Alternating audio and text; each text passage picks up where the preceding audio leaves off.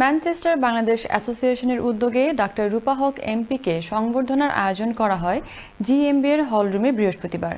বিস্তারিত জানাচ্ছেন ম্যানচেস্টার প্রতিনিধি Shah Qayyum.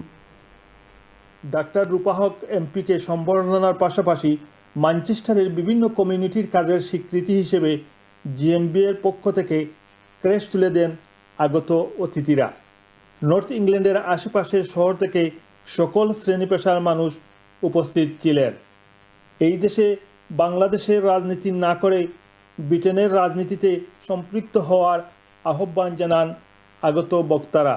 Honorable MP, Parliament Member Rupa Hogg at Greater Manchester Bangladesh Association. It was a very successful event and we exchanged view from UK and Bangladesh, and we were ever so grateful that she had many good things to say about Bangladesh.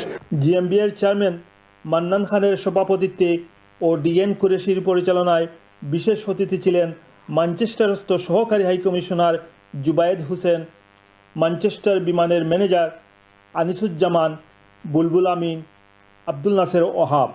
আরও উপস্থিত ছিলেন শামসুল ইসলাম, সালেহ আহমদ, খায়রুজ্জামান, ফারুক আহমদ ছাড়াও অন্যান্যরা। Shah Kaiyum, channel S news, Manchester.